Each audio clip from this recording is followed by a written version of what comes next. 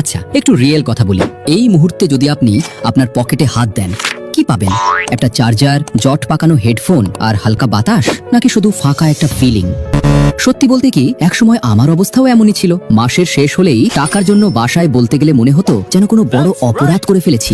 আর একা একা চিন্তা করেছি, যদি কিছু টাকা থাকতো তাহলে ব্যবসা করতাম। কিন্তু একটা জিনিস তখন বুঝতে পারিনি, ব্যবসা শুরু করার জন্য আসলে টাকার দরকার হয় না, দরকার হয় আইডিয়া আর অ্যাকশন। আপনি যদি এখনো ভাবেন ব্যবসা করতে গেলে অনেক টাকা লাগে, তাহলে আপনি এখনো গেমটা ঠিকমতো বুঝে উঠতে পারেননি। তাই আজকে আমি আপনাকে এমন 3টা বিজনেস আইডিয়া দেখাবো যেগুলো শুরু করতে আপনার পকেটের 1 টাকাও লাগবে না। সিরিয়াসলি, 1 টাকাও না। তবে তার আগে একটা কথা ক্লিয়ার করে নিন। ইন্টারনেটে আপনি অনেক ভিডিও দেখবেন যেখানে বলা হয়, আজ দেখুন ঘুমিয়ে যান, কাল কোটিপতি হন। ভাই, এগুলো শুনতে ভালো লাগে, কিন্তু বাস্তবে এগুলো শুধু সময় নষ্ট। এগুলো দেখে আপনার ডেটা শেষ হবে, কিন্তু লাইফ চেঞ্জ হবে না। আজকে আমি আপনাকে যে ব্যবসার আইডিয়াগুলো বলবো সেগুলো একদম বাস্তব, যেগুলো আপনি চাইলে আজ থেকেই শুরু করতে পারবেন। প্রথমেই মাথায় ভালোভাবে একটা কথা ঢুকিয়ে নিন, ব্যবসা মানে কোনো বড় অফিস, এসি রুম বা স্যুটটাই না। ব্যবসা মানে হলো কারো একটা সমস্যা খুঁজে বের করা আর সেটার সলিউশন দিয়ে টাকা ইনকাম করা। চলুন এবার সরাসরি প্রথম আইডিয়ায় যাই, স্মার্ট সার্ভিস বিজনেস। ধরুন একটা ছেলে, তার নাম মতিন। মতিনের কাছে টাকা নেই, কিন্তু তার কাছে একটা স্মার্টফোন আছে। একদিন সে দেখে তার এলাকার একটা বিরিয়ানির দোকান, খাবার দারুণ, কিন্তু দোকান ফাঁকা পড়ে থাকে, কারণ দোকানটার অনলাইনে কোনো উপস্থিতি নেই। অনলাইনে উপস্থিতি নাই মানে বুঝতে পারছেন তো? এই তো কিছুদিন আগের আমাদের ভাইরাল হোটেলের মালিক মিজান ভাইয়ের কথা মনে আছে? তিনি অনলাইনে ভাইরাল হওয়ার সাথে সাথেই সারা দেশের মানুষ হুমড়ি খেয়ে পড়েছে তার সেই ভাঙা ভাতের হোটেল। সেটাই বোঝাচ্ছি আর কি। তো মতিন কি করলো? সে সরাসরি দোকানের মালিকের কাছে গেল। দেখলো মালিক বসে বসে একদম বোর হয়ে আছে।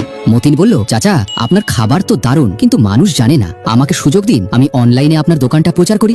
মালিক ভাবলো, টাকা তো লাগছে না, দেখি কি হয়। এরপর মতিন তার ফোন দিয়ে সুন্দর করে খাবারের ছবি তুললো, একটা আকর্ষণীয় ক্যাপশন লিখলো আর ফেসবুক গ্রুপে পোস্ট করলো। কয়েকদিনের মধ্যে কাস্টমার বাড়তে শুরু করলো।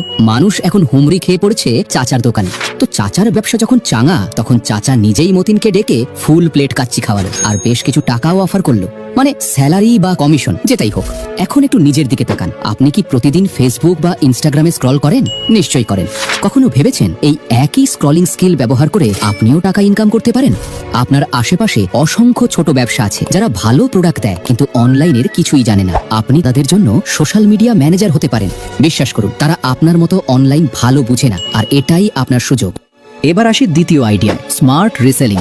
ধরুন আপনার এক বন্ধু আছে সবুজ, তার একটা কাপড়ের দোকান আছে। দোকানে ভালো ভালো পাঞ্জাবি, শার্ট, টি শার্ট সবই আছে, কিন্তু কাস্টমার খুব একটা আসে না। দোকানটা দিনের বেশিরভাগ সময় ফাঁকা পড়ে থাকে। এখন আপনি একদিন সবুজকে বললেন, দোস্ত, তোর প্রোডাক্টগুলোর কিছু ভালো ছবি দে তো, আমি একটা কাজ করে দেখি। আপনি ছবিগুলো নিয়ে নিজের ফেসবুক, হোয়াটসঅ্যাপ, এমনকি মেসেঞ্জার গ্রুপেও পোস্ট দিলেন। একটু সুন্দর করে ক্যাপশন লিখলেন, এই পাঞ্জাবিটা একদম প্রিমিয়াম কোয়ালিটি, ঈদের জন্য পারফেক্ট, এই টাইপ কিছু। এখন ধরুন আপনার এক ফ্রেন্ড ইনবক্সে এসে বলল, ভাই এটা কত? আপনি দাম বললেন, অর্ডার কনফার্ম করলেন। এরপর আপনি সবুজের কাছ থেকে প্রোডাক্টটা নিয়ে সেই কাস্টমারের কাছে ডেলিভারি দিলেন। এখানে একটা জিনিস খেয়াল করেছেন? আপনি কি নিজের পকেট থেকে 1 টাকাও ইনভেস্ট করেছেন? না। আপনি কি আগে থেকে কোনো স্টক কিনে রেখেছেন? না। আপনি কি দোকান ভাড়া নিয়েছেন? না। তবুও আপনি প্রফিট করলেন। আরো সহজ করে বলি, আপনি হচ্ছেন মিডল ম্যান, কিন্তু স্মার্ট মিডল ম্যান। আপনি শুধু কাস্টমার আর প্রোডাক্টের মধ্যে কানেকশন তৈরি করছেন, আর সেখান থেকেই আপনার ইনকাম হচ্ছে। আরেকটা ছোট উদাহরণ দিই। ধরুন আপনার এলাকায় একটা বেকারি আছে যারা দারুণ কেক বানায়, কিন্তু অনলাইনে একদমই অ্যাক্টিভ না। আপনি তাদের কেকের ছবি তুলে অনলাইনে পোস্ট করলেন, অর্ডার নিলেন, আর প্রতি অর্ডারে 1 টাকা করে কমিশন রাখলেন। একই জিনিস, শুধু প্রোডাক্ট বদলেছে। এই মডেলটাই হচ্ছে রিসেলিং।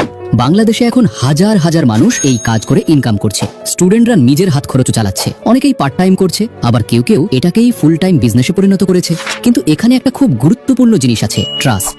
মানুষ আপনাকে বিশ্বাস না করলে কেউ অর্ডার করবে না, কারণ অনলাইনে মানুষ আগে আপনাকে দেখে তারপর আপনার প্রোডাক্ট দেখে। তাই আপনাকে নিজের একটা ব্র্যান্ড তৈরি করতে হবে। আপনি কি ধরনের প্রোডাক্ট দেন, কিভাবে কথা বলেন, কিভাবে কাস্টমার হ্যান্ডেল করেন, সবকিছু মিলিয়েই আপনার একটা ইমেজ তৈরি হয়। চেষ্টা করুন আপনার প্রোফাইলটা পরিষ্কার রাখুন, রিভিউ কালেক্ট করুন, কাস্টমারের সাথে ভালো ব্যবহার করুন, যেন মানুষ আপনার নাম দেখেই বলে, এই লোকটার কাছ থেকে নেওয়া যায়, ট্রাস্ট করা যায়। এবার আসি তৃতীয় আইডিয়ায়, সবচেয়ে পাওয়ারফুল একটা জিনিস, নলেজ সেলিং বা ইনফরমেশন বিজনেস। একটু নিজের দিকে তাকিয়ে একটা প্রশ্ন করুন, আপনি কি সত্যিই কিছুই পারেন না? ভালো করে চিন্তা করলে দেখবেন আপনি অনেক কিছুই পারেন। হয়তো আপনি ভালো আঁকতে পারেন, হয়তো রান্নায় এক্সপার্ট, হয়তো মোবাইল দিয়ে সুন্দর ভিডিও এডিট করতে পারেন, বা হয়তো আপনি স্টুডেন্টদের সহজ করে কোনো সাবজেক্ট বুঝাতে পারেন। এই সবই কিন্তু স্কিল। এখনকার দুনিয়ায় একটা জিনিস খুব পরিষ্কার, মানুষ শিখতে চায় কিন্তু তাদের সময় নেই। তারা কোচিং সেন্টারে যেতে পারে না, লম্বা ক্লাস করতে পারে না, তারা চায় শর্টকাট, সহজভাবে নিজের সময় মতো শিখতে। আর এখানেই আপনার সুযোগ। আপনি যদি একটা স্কিল জানেন তাহলে সেটাকে একটা কোর্সে কনভার্ট করতে পারেন, ভিডিও বানিয়ে, পিডিএফ বানিয়ে, বা এমনকি লাইভ ক্লাস নিয়েও শুরু করতে পারেন। প্রথমবার একটু কষ্ট হবে কন্টেন্ট বানাতে, রেকর্ড করতে, সাজাতে, কিন্তু একবার তৈরি হয়ে গেলে তারপর সেটা বারবার বিক্রি হবে। এটাই হচ্ছে প্যাসিভ ইনকাম। ভাবুন তো, আপনি ঘুমাচ্ছেন বা বন্ধুদের সাথে আড্ডা দিচ্ছেন আর আপনার ফোনে নোটিফিকেশন আসছে পেমেন্ট রিসিভড। একবার না, বারবার। শুনতে একটু অবাস্তব লাগতে পারে, কিন্তু বাস্তবে হাজার হাজার মানুষ এই কাজটাই করছে। এখন যদি আপনার মাথায় আসে ভাই আমি তো কিছুই পারি না, তাহলে একটু অন্যভাবে চিন্তা করুন। আপনার আশেপাশে তাকান, এমন অনেক মানুষ আছেন যারা আপনার থেকেও কম জানেন কিন্তু কিছু একটা করতে চান। ধরুন পাশের বাসার আন্টি অনলাইনে শাড়ি বিক্রি করতে চান কিন্তু জানেন না কিভাবে পেজ খুলতে হয়, কিভাবে পোস্ট দিতে হয়, কিভাবে কাস্টমারের সাথে কথা বলতে হয়।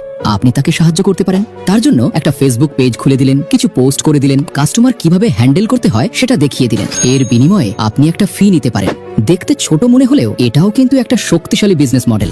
মানে সহজভাবে আপনি যা জানেন সেটা অন্যকে শিখিয়ে বা কাজে লাগিয়ে টাকা ইনকাম করছেন। এটাই হচ্ছে আসল গেম। সবকিছু মিলিয়ে একটা জিনিস পরিষ্কার, ব্যবসা শুরু করতে টাকা লাগে না, লাগে সাহস আর একটু অ্যাকশন। আমরা বেশিরভাগ সময় একটা ভুল করি, আমরা ভাবতেই থাকি কিন্তু শুরু করি না। মনে রাখবেন, টাকা পকেটে আসার আগে মাথায় আসে। আপনি যদি বড় করে চিন্তা না করেন, বড় কিছু পাবেনও না। ধনীরা আলাদা কিছু করে না, তারা শুধু আলাদাভাবে চিন্তা করে। আজ আমি যে তিনটা আইডিয়া বললাম, সার্ভিস, রিসেলিং আর নলেজ, এগুলোর যে কোনো একটা আপনি আজ থেকেই শুরু করতে পারেন। আপনার দরকার শুধু একটা স্মার্টফোন, ইন্টারনেট আর শুরু করার সাহস। এই তিনটা জিনিস আপনার কাছে অলরেডি আছে। তাহলে এখন প্রশ্ন, আপনি শুরু করবেন কবে? মনে রাখবেন, শুরুটাই সবচেয়ে কঠিন। প্রথম কাস্টমার পেতে সময় লাগবে, হয়তো রিজেকশন পাবেন, কিন্তু একবার যখন গতি পেয়ে যাবেন তখন আর কেউ আপনাকে থামাতে পারবে না। একটা ছোট টিপস, একসাথে সবকিছু করতে যাবেন না, একটা জিনিস বেছে নিয়ে সেটাতে ফোকাস করুন।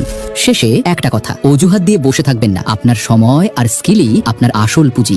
আপনার জীবনটা একটা মুভি, আপনি সেই মুভির হিরো। এখন আপনি কি এক্সট্রা হয়ে থাকবেন নাকি নিজের গল্পটা নিজেই লিখবেন, সেটা আপনার সিদ্ধান্ত। পকেটের অবস্থা বদলাতে হলে আজকেই একটা স্টেপ নিতে হবে। তো বলুন, এই তিনটা আইডিয়ার মধ্যে কোনটা আপনার কাছে সবচেয়ে ইন্টারেস্টিং লাগলো? সার্ভিস, রিসেলিং নাকি নলেজ?